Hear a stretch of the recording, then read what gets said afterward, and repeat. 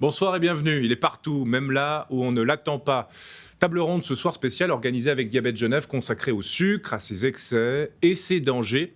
Obésité, diabète, maladies cardiovasculaires, cancer, autant de maladies graves dont le sucre est l'un des facteurs. Durant un peu moins d'une heure et avec nos invités, nous allons poser quelques constats et dresser ensemble un tableau de solutions.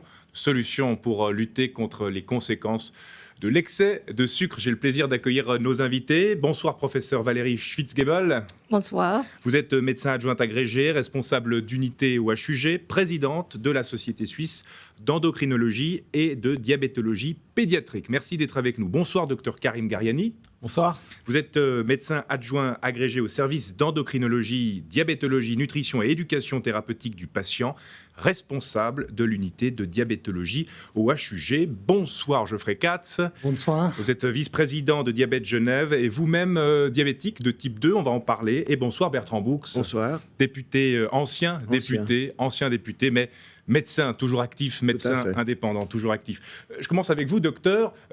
On parle, les mots sont forts, de pandémie de diabète. Mais tout à fait, je pense que les mots sont justes. En fait, on observe depuis plusieurs années maintenant une augmentation rapide et progressive du diabète de type 2 notamment, en Suisse, mais au niveau mondial également. Quelques chiffres, par exemple en Suisse, on a à peu près 500 000 personnes diabétiques. On estime donc à peu près à 6 à 7% de la population qui a un diabète. Au niveau mondial, on est autour de 500 millions actuellement et des projections dans le futur qui sont assez inquiétantes. Donc ça va très très vite. Ça va vite, mais en même temps à bas bruit, c'est ça le problème. On ne s'en rend pas compte avec beaucoup de répercussions en fait pour notre société qui sont à venir aussi. D'où le mot pandémie, un professeur. Voilà, la pandémie, évidemment, on l'a vécu il n'y a pas si longtemps que ça, quelque chose qui se propage, qui se répand très vite et qui a des conséquences assez graves. Pandémie, le mot n'est pas trop fort ?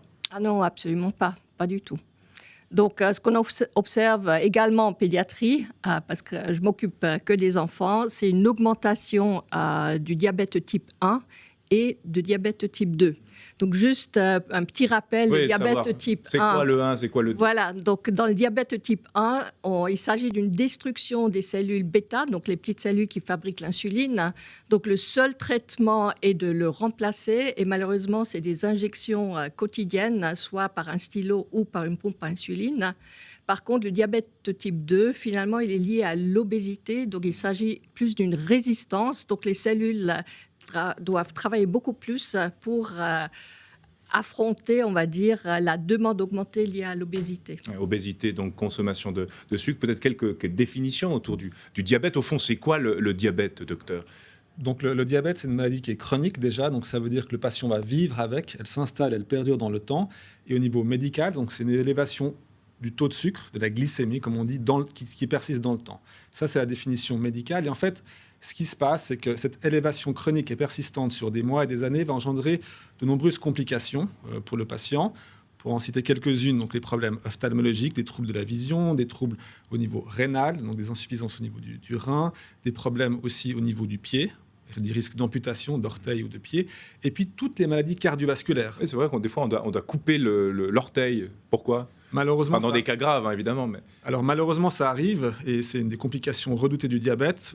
D'une part, l'élévation chronique du taux de sucre dans le sang va atteindre les nerfs du pied, donc les patients vont moins détecter des blessures, et les processus de réparation sont aussi altérés. Les problèmes d'irrigation en fait, des plaies sont moins bons, et tout ça favorise des infections, et donc malheureusement parfois des amputations. Et puis comme je le disais, il y a tous les problèmes cardiovasculaires. Le diabète est un des facteurs de risque principaux, au même titre que l'hypertension, le cholestérol ou tabac. Donc ça induit un nombre assez important d'effets secondaires, de maladies assez graves. On parle même de cette maladie du foie gras, voilà, professeur Schwitzgebel. Ce n'est pas le foie gras qu'on mange à Noël, c'est le foie gras qu'on a tout simplement dans notre corps. C'est ça, parce que si le poids augmente et puis l'obésité devient vraiment flagrante, il y a le foie, il y a des lipides qui s'accumulent, donc du gras qui s'accumule dans le foie. Et puis du coup, ça peut entraîner après une maladie qui augmente et puis à la fin, donc ça peut mener chez l'adulte jusqu'au cancer. Et ça, on l'observe aussi en pédiatrie. Et puis, ce qui est vraiment important de dire, c'est que toutes ces complications sont plus graves chez l'enfant que chez l'adulte. tout va plus vite et puis on ne comprend pas tout à fait pourquoi, mais ce n'est pas tout à fait la même maladie parce que c'est clair, un enfant qui a un diabète de type 2, il est à sujet d'avoir des complications beaucoup plus rapidement. Donc, ça veut dire la cécité, complications au niveau, une diminution de la fonction rénale et ce foie gras. Et ce qui est vraiment la bonne nouvelle, et c'est pour ça qu'on se voit aujourd'hui, il y a des études qui montrent, après 8 semaines de régime avec presque pas de sucre, tout est presque réversible. Donc, c'est réversible dans certains cas, notamment peut-être chez les enfants, c'est aussi là la solution. Il y a tout clairement une amélioration significative avec une alimentation sans sucre ou avec très très peu de sucre. Ça, c'est évidemment un des enjeux, c'est l'alimentation, on va en parler, mais quand même le phénomène qui touche les enfants, parlons un peu de ça. De quoi parle-t-on quand on parle d'enfants ? C'est quoi ? C'est lié à l'alimentation, c'est lié au manque de mouvement, c'est lié à quoi au fond ? Alors c'est vrai, le diabète de type 2, donc, qui est lié à l'obésité, c'est une maladie qui est très très complexe. Donc d'un côté, certes, il y a l'alimentation, il y a l'augmentation du poids, il y a le sucre dans l'alimentation, il y a le gras dans l'alimentation, et puis il y a le manque d'activité physique très clairement. Bertrand Boux, vous avez été député au Grand Conseil, vous êtes toujours médecin actuellement. Quand on parle de diabète, quand on parle d'excès de sucre, aujourd'hui, ça résonne comment chez vous ? Ça résonne, et ça résonne depuis de nombreuses années, parce que j'avais déposé une motion en 2018 que le Parlement avait acceptée quasiment à l'unanimité, qui demandait à l'État d'instituer une taxe sur le sucre. Alors, taxe sur le sucre, sur les sodas, mais aussi sur les plats pré-cuisinés. Parce que le problème, là, je ne vais pas rentrer dans le diabète ni dans l'obésité, mais le problème, c'est que le sucre, c'est quelque chose d'extrêmement addictif. Et les industriels ont compris que mettant du sucre partout, ça vous permet d'acheter plus facilement certains produits. Donc, inconsciemment, même les gens qui font attention consomment du sucre sans le savoir. Vous achetez une choucroute dans le supermarché qui peut être réchauffée au micro-ondes, il y a du sucre. Donc, on met du sucre pour que les gens achètent les produits. Et le problème, c'est qu'on est en train d'avoir une épidémie qu'on pourrait limiter si l'État investissait dans la prévention. Et le problème de l'État, c'est qu'il n'investit quasiment rien dans la prévention et ne fait pas le travail qu'il devrait faire pour aider les gens dans les hôpitaux qui luttent contre l'obésité, qui luttent contre le diabète. Donc l'idée, c'était de faire une taxe sur le sucre, sachant que beaucoup de pays l'ont déjà, la France l'a déjà, le Mexique, l'Argentine, etc. Et les résultats sont bons. Si vous achetez votre soda à Gaillard, il a moins de sucre que si vous l'achetez ici en face à La Praille. Donc déjà, de diminuer le taux de sucre, alors on dit en Suisse... Pas inciter les gens à faire des courses en France non plus, Bertrand. Non, mais disons que... Pas du tout, mais déjà ici, la Confédération dit il faut simplement laisser l'industrie s'adapter. L'industrie, avec un accord qu'on appelle l'accord de Milan, a décidé de s'adapter, mais s'adapte beaucoup trop lentement. Un exemple tout bête, les yogourts. Vous achetez un yogourt aux fruits, il y a énormément de sucre dans les yogourts aux fruits. Et les gens pensent qu'ils mangent quelque chose de sain, puisque s'il y a des fruits, ils ne font pas attention. Donc, il y a toute une éducation à faire. Et on sait aussi, je pense que nos interlocuteurs en parleront, il y a certains quartiers défavorisés qui ont plus de problèmes d'obésité, qui ont plus de problèmes de diabète. Et il faut vraiment que l'État investisse vraiment beaucoup d'argent pour qu'on fasse une prévention et qu'on puisse aider les spécialistes à se battre contre ce fléau. Et c'est pour ça que la taxe au sucre a été admise par le Grand Conseil. 2018, on est en 2023, rien n'a été fait. Bon, en tout cas, vous posez un certain nombre de pistes intéressantes que nous avons explorées avec nos invités. J'ai envie de vous entendre, Geoffrey Katz. Déjà, sur les raisons de votre engagement, vous-même, vous acceptez de le dire publiquement, vous êtes atteint de diabète de type 2. Ça veut dire quoi, concrètement, au quotidien ? Comment c'est venu et pourquoi, aujourd'hui, vous vous engagez ? Bon, je ne savais pas que j'ai eu un diabète jusqu'à un jour, j'étais envoyé à l'hôpital pour autre chose. Et là, ils ont découvert le diabète de type 2. Bon, après, en faisant d'activité physique, en faisant attention à l'alimentation saine, j'ai pu réduire l'impact du diabète sur moi. Et je suis devenu un membre de l'association Diabète Genève. Vous dites que vous ne saviez pas que vous aviez le diabète. Ça aussi, c'est un élément important à rappeler. Parce que le médecin de famille, il ne fait pas normalement un test de glycémie qui s'appelle l'hémoglobine glyquée, qui donne le moyenne de glycémie dans le sang pour les derniers 3 mois. Et ça, c'était uniquement fait en hôpital quand j'étais amené pour autre chose. Ça, peut-être les médecins qui sont avec nous sur le plateau, docteur, le fait de... Voilà, c'est quelque chose qui ne se voit pas à proprement parler. Alors c'est justement ça un des problèmes. En fait, on sait que dans le diabète de type 2, il y a souvent une phase de peut-être 5, même 10 ou 15 ans parfois de maladie qui est non diagnostiquée parce que la maladie est silencieuse, au même titre que d'autres pathologies comme l'hypertension, l'hypercholestérolémie par exemple. Et le patient peut parfois rentrer dans son diagnostic avec déjà 15 ans de diabète derrière lui et des complications d'emblée qui sont présentes. C'est pourquoi justement des campagnes de dépistage, comme celle qui est faite actuellement, vaut la peine. On recommande maintenant en fait de faire un dépistage dès 35 ans. Donc c'est très très tôt. Maintenant on était plutôt à 40 ans. Maintenant on a même baissé le curseur à 35 ans par une simple prise de sang ou une hémoglobine glycée au bout du doigt pour dépister en fait ce diabète et raccourcir au mieux cette phase sans diagnostic. Parce que ça, après, ça peut avoir des conséquences encore plus graves si on attend, au fond, avant d'agir. On peut agir beaucoup plus tôt précocement et limiter au mieux les complications, justement. Diabète Genève organise le dépistage 2 fois par an, 3 jours. Et en mois de juin, cette année, ça va être aux Jonctions. Et mois de septembre, au Parc des Acacias. Et dans les derniers 7 ans, on a testé 10 400 personnes. Sur les personnes testées diabétiques ou prédiabétiques, 3 sur 4 personnes ne savaient pas. Ouais, donc il y a un immense enjeu déjà de dépistage, professeur, au fond.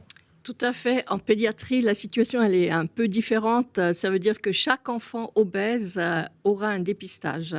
Et puis, donc ça, c'est les guidelines internationales qu'on suit, justement. Et puis, on détecte souvent déjà un prédiabète. Et puis, on suit les enfants, justement, pour éviter qu'ils deviennent diabétiques par la suite. L'action maintenant avec les associations romandes pilotées par Diabète Vaud, c'est de mettre le sucre au centre du débat. Et on a une action Maybe Less Sugar. Vous avez un pins d'ailleurs que vous arborez. On a un pins là. Et là, c'est pour faire attention qu'on peut manger moins de sucre. On a un calculateur en ligne pour calculer combien de sucre est caché dans les aliments et les gens peuvent faire attention. Il y a un siècle, on a consommé, un homme par an, 3 kilos de sucre. Aujourd'hui, c'est 40 kilos par personne par an. Et ça, c'est intéressant de savoir parce que où se cache le sucre au fond? Déjà, il y a sucre et sucre. Je sais pas. Bertrand Bourgs, il y a sucre et sucre. Il y a le sucre des fruits, le sucre des pommes qu'on va par exemple chercher au verger d'Arare. Puis après, il y a le sucre qu'il y a dans le coca. C'est pas le même sucre. C'est pas le même sucre, alors bon, mais disons qu'on sait très bien, c'est typique chez les gens qui ont un prédiabète. La surconsommation de raisins en automne fait monter le sucre, même si c'est du sucre de fruits. Donc le problème, c'est qu'on ne sait pas où est le sucre. Alors c'est vrai qu'on mange un fruit, vous le savez, mais pour le reste, vous ne savez pas où est le sucre. Et par exemple, beaucoup de gens me disent dans ma pratique, oui, je fais attention, je bois des jus de fruits. Ouais, ça. Les jus de fruits sont bourrés de sucre. Donc, et les gens, et après, est-ce que vous regardez les étiquettes? Souvent, les étiquettes sur les produits sont difficiles à lire si on n'est pas spécialiste. Donc, tout ça fait qu'il faut vraiment un changement de paradigme pour que les gens puissent savoir exactement ce qu'ils consomment et faire attention à ce qu'ils consomment. Il y a des gens qui m'ont... J'ai une anecdote d'une dame qui prenait du poids. Je disais, mais je fais attention, je mange équilibré, je fais attention. Et en fin de compte, elle buvait 2 litres de soda par jour. Et elle pensait que c'était de l'eau. En fin de compte, ça n'avait aucune conséquence. Et elle avait une obésité, un diabète. Et ça, c'est quelque chose qu'on voit tous les jours dans notre pratique de médecin. C'est d'avoir des gens qui ne comprennent pas où est le sucre parce qu'ils ne peuvent pas le savoir. Parlons du sucre et de ses effets sur notre cerveau. Quand on mange du sucre, docteur, qu'est-ce qui se passe? Alors, évidemment, quand on prend du sucre, on le ressent tous, il y a un certain sentiment bénéfique, des circuits notamment du plaisir qui sont activés et qui peuvent même se suractiver et entraîner une dépendance, une forme d'addiction. Et c'est ça qu'on observe. C'est une drogue, au fond. En quelque sorte, si on veut, disons. Parce qu'il y a justement cette addiction qui peut favoriser après le diabète et pour laquelle il faut justement trouver des moyens pour réduire la consommation au mieux, pour éviter d'activer ces circuits cérébraux, justement. Et ça, on peut se désaccoutumer facilement, professeur? Alors, comme toute addiction, c'est pas évident. Et puis, ce qui est assez intéressant, le sucre, c'est vrai, ça donne du plaisir. Hein. Il y a le centre de récompense qui est activé, etc. Et après, il y a une mémoire aussi qui s'installe. Donc, par exemple, si un enfant reçoit des bonbons dans un sachet, et puis il revoit ce sachet à la caisse quand les parents font les achats, bah, il va vouloir, parce qu'il sait que le sachet il a cette forme, et il y a même les bruits aussi qui sont mémorisés. Donc, par exemple, on mange des chips, tout le monde sait que l'autre personne va manger des chips et ça donne envie aussi d'en manger. Donc, c'est vrai, il y a cette addiction et après la mémoire du plaisir. Et du coup, c'est pas évident de s'en défaire. Il faudrait abolir le sucre. Abolir le sucre. Peut-être pas y arriver à 100%, mais vous, Geoffrey Katz, par exemple, c'était quoi votre... Vous êtes un bec à miel, vous? C'est ça votre péché mignon? Ou pas forcément? Bon, les clémentines, tangerines, ça, c'était mon péché. Ouais. Mais bon, de faire attention, l'été, de faire attention avec les glaces également. C'est vraiment difficile. Mais la chose là, avec une activité physique et en faisant attention à l'alimentation saine, on peut réduire les effets, surtout d'un prédiabète qui est réversible. Ouais. Bertrand Boux, on voit finalement la responsabilité des industriels, des supermarchés, avec tout ce marketing sensoriel autour des odeurs, autour des bruits. Là, il y a du travail. Là, il y a du travail, et puis c'est un travail que l'on doit faire au niveau politique, parce que ça ne sert à rien d'écouter les spécialistes nous dire attention, et puis de ne rien faire, parce qu'il y a le côté des spécialistes qui vont nous dire... on voit quelque chose, il faut réagir. Et puis, de l'autre côté, si nous, on ne fait rien, c'est un gros problème. Donc, il faut qu'on réagisse et puis qu'on réagisse comme on a réagi pour le tabac. Ouais. On a eu le même problème au niveau du tabac. Vous avez parlé de drogue, c'est une drogue. C'est aussi le sucre, c'est un antidépresseur. Quand vous n'êtes pas bien, vous allez acheter une plaque de chocolat et vous allez manger votre chocolat, vous vous sentirez mieux après. Donc tout ça fait qu'on doit mieux orienter les gens, on doit bien mieux leur expliquer. Et puis ça passe comme ils le font en Argentine, comme ils le font au Mexique, par exemple les paquets de biscuits, des inscriptions telles les paquets de cigarettes qui met en gros attention, contient du sucre, attention, contient du cholestérol. Et il faut changer complètement de façon d'être. Et l'industrie en Suisse, surtout le lobby du sucre, qui est extrêmement puissant, ne veut rien changer. Taxe sur le sucre, c'est quoi? C'est pour rendre les produits moins sucrés ou c'est pour rendre les produits sucrés moins chers, Bertrand Boux? Parce qu'il y a aussi l'enjeu social. Hein. C'est pour rendre les produits moins sucrés. Parce que si on met une taxe qui est une taxe à la production, donc l'industriel a intérêt à mettre moins de sucre parce qu'il paiera moins de taxes. Donc ça fait diminuer. Et maintenant, c'est même... Alors j'ai remarqué que ça peut être même un produit publicitaire, puisqu'une marque de boisson a décidé de baisser 30% le sucre dans sa boisson. Ils en ont fait une marque publicitaire. Mais il faut aller beaucoup plus vite. Il faut écouter les gens qui sont sur le terrain et qui se battent contre la pandémie de diabète. Et puis, il faut les aider. Et en les aidant, ça passe par la prévention et ça passe par l'étiquetage et l'explication où se trouve le sucre. Je ne sais pas qui souhaite réagir sur la répartition aussi sociale dans la question de la consommation du sucre. On voit que les couches plus populaires, les couches plus précarisées ont tendance à consommer plus de sucre, à être en tout cas plus vulnérables face à ces questions-là. Je ne sais pas, docteur ou professeur, est-ce que vous souhaitez prendre la parole sur ce point précis? Il y a des travaux publiés à Genève, à Lausanne ou même en dehors de la Suisse qui montrent que selon les revenus médians des foyers, on a plus ou moins de prévalence de diabète dans certaines zones d'une ville. Et c'est le cas aussi à Genève. Ça a été fait des travaux qui ont été faits à Genève où on voit que dans certains quartiers où le revenu médian est plus bas, il y a un pourcentage de diabète, mais d'autres maladies chroniques, d'hypertension, de surpoids, qui est plus important. Donc tout ça montre que le contexte socio-économique d'un foyer, d'un quartier peut favoriser l'émergence plus importante de ce type de maladie. Ça donne en tout cas des idées de cibles pour les actions de prévention. Ça, c'est la raison que nous, on cible les quartiers populaires chaque année pour le dépistage. Et professeur, vous, évidemment, c'est aussi la question de la pédiatrie. C'est vrai que plus on agit tôt, plus on peut prévenir un certain nombre de dérives. Il y a aussi, alors on parlait du sucre dans l'alimentation, mais dans les produits pour bébés, dans les produits pour enfants, enfin voilà, là aussi, il y a des accoutumances qui peuvent être créées très très tôt. Voilà, par exemple, je rebondis sur les jus de fruits. Autrefois, on pensait que c'était bon pour la santé, mais aujourd'hui, donc, les sociétés internationales savantes de pédiatrie disent pas de jus de fruits chez l'enfant petit. Ah ouais. Donc, c'est aboli. Il faut vraiment éviter les boissons sucrées, tout court. Donc, qu'est-ce qu'on fait? Qu'est-ce qu'on mange le matin? Du lait. Du lait. Des céréales comme nos ancêtres. Ouais. Des fruits coupés frais, par exemple. C'est quand même la fin d'un tabou. Au lieu d'acheter un yaourt avec du fruit qui contient du sucre, couper les fruits et les mettre dans un yaourt nature. Voilà. Ben ça, justement, pourquoi des fruits, le sucre des fruits est-il meilleur que le sucre traditionnel? C'est pas tellement le sucre, mais l'enrobage, parce qu'il y a des fibres, et puis c'est ça qui est vraiment important. Il faut manger les fruits en entier et pas boire les jus de fruits. Vous, docteur Gariani, sur les solutions politiques, est-ce que vous adhérez aux propos de Bertrand Bous? Plus de taxes, plus de moyens de prévention? Alors, je pense qu'il y a beaucoup de mesures à prendre, notamment en termes de prévention. Alors, il y a déjà des mesures, notamment dans les cantines scolaires. On connaît bien le label Fourchette Verte, qui existe depuis très longtemps. Voilà, les enfants ont une alimentation plutôt variée, sont habitués, potentiellement, s'ils vont aux cuisines scolaires, à avoir devant eux une assiette qui est vraiment une assiette qu'on souhaite pour eux, pour leur futur aussi. Donc ça, c'est, je pense, une mesure qui a été mise en place déjà depuis un certain temps, qui est positive. Maintenant, tous les enjeux économiques sont bien sûr très complexes.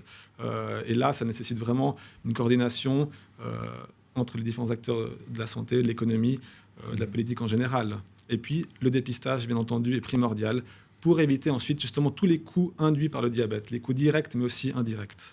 Bertrand Bous nous disait qu'il y a une motion qui a été votée en 2018, mais rien n'avance. Est-ce qu'il y a des freins ou est-ce que c'est juste parce qu'il y a eu un Covid entre deux et puis qu'on n'a pas vraiment eu le temps de s'y attarder? L'excuse du Covid a été donnée, mais je pense que voilà, c'est complexe au niveau de l'État de prendre une décision pareille. Je vous dis, les lobbies sont extrêmement puissants. Et rien que les lobbies des gens qui produisent la betterave, qui ont une peur terrible qu'on mette des taxes et ils vendent moins de betteraves sucrières. Donc voilà, mais je pense que c'est pas aller contre les gens, c'est de les mettre avec nous et de leur expliquer qu'on ne peut pas continuer comme ça parce que les coûts, on parle des coûts de la santé, après on parle des coûts des assurances maladie, c'est des coûts qui sont énormes. Alors il y a des progrès fantastiques qui ont été faits au niveau de la diabétologie. On voit moins des catastrophes qu'on voyait à 30 ou 40 ans en arrière. Mais voilà, c'est des jeunes, c'est des enfants qui auront peut-être une vie gâchée parce qu'on n'a pas fait ce qu'il fallait faire pour eux. Et il y a également les actions que chacun de nous peut faire. Avec l'action Maybe Less Sugar et le calculateur en ligne, il y a déjà 6000 personnes qui sont adhérées, qui calculent les quantités de sucre ajouté dans les aliments. Et ça veut dire que chacun peut faire une action, moins de sucre pour une meilleure santé. Et la question du sucre, justement, qu'on consomme, à partir de combien de grammes de sucre, ça devient problématique, professeur? Alors, ce qui est recommandé, c'est moins 3% des calories journaliers. D'accord. Mais en grammage, on a un ordre de grandeur. L'OMS, c'est 50 grammes par 50 jour. grammes Par jour. Et en moyenne, en Suisse, c'est 110 grammes par jour pour un adulte. Et puis bon, il y a aussi, on n'a pas encore abordé cette question, mais la question de l'alcool. Il y a beaucoup de sucre dans l'alcool. Est-ce que ça compte aussi dans cette question du diabète, docteur, professeur? Alors bien entendu, disons, l'alcool est Très calorique, va notamment entraîner plusieurs choses. Une prise de poids, en général, c'est souvent consommé le soir, ça va être stocké, donc favoriser l'accumulation de kilos qui vont se répercuter, favoriser le diabète. Il y a pour les personnes qui sont elles-mêmes déjà diabétiques, il y a encore d'autres enjeux liés à leur prise de traitement qui peut être moins bonne en cas de prise d'alcool, mais c'est sûr que l'alcool favorise, disons, le surpoids et l'obésité et va aussi induire des cas de diabète, c'est certain. Donc en moyenne, on consomme 2 fois trop de sucre, quoi. C'est un peu ça, il faudrait diviser notre consommation de sucre par 2 pour quelqu'un de lambda. C'est-à-dire qu'il y en a qui sont beaucoup... Et déjà, avec une bouteille de 6 centilitres de soda, il y a au moins 53 grammes de sucre qui déjà dépasse les 50 grammes. Avec une bouteille? Avec une bouteille. Ouais. Ça commence là. Et toutes les sucreries, ça contient au moins 10% de sucre ajouté. Ouais. Et puis les édulcorants, là, est-ce que finalement c'est une solution ou pas? Faux amis? Probablement, mais je ne suis pas spécialisé. Faux amis. C'est vrai qu'il y a des travaux scientifiques qui ont montré que même les édulcorants peuvent, chez certaines personnes, induire un diabète. Donc, ce n'est pas safe, c'est certainement pas bon pour la santé. Et puis, comme il y a toujours ce goût sucré qui est là, ça donne envie de manger sucré. Donc, il faut vraiment diminuer et essayer au mieux de... Et c'est le problème des quantités, parce que quand on vous dit 120 grammes, c'est quoi 120 grammes 50 grammes, c'est quoi 50 grammes? Moi, je trouve que l'image des morceaux de sucre, c'est beaucoup plus parlant. Oui. C'est-à-dire, quand on montre un yogourt et on met 10 ou 15 morceaux de sucre à côté, là, les gens se rendent compte que là, c'est exagéré. La même chose avec un soda. Mais si moi, vous me dites 50 grammes, je ne sais pas ce que c'est. J'ai de la peine à Notre me rendre diététicien va vous montrer les quantités de sucre cachées. Et quand on démontre ça pendant nos journées de démonstration pour le grand public, les gens sont étonnés combien de cubes de sucre sont cachés dans les aliments. Merci beaucoup, Geoffrey Casse. Vous lancez ainsi notre deuxième partie qui va démarrer dans quelques minutes. Je remercie nos premiers invités d'avoir été avec nous. Professeur Valérie Schwitzgebel, merci beaucoup. Merci. Bertrand Boux et merci Dr Karim Gariani d'avoir été avec nous pour cette première demi-heure. On est de retour dans 2 minutes. On continue de parler de sucre, de diabète. À tout de suite.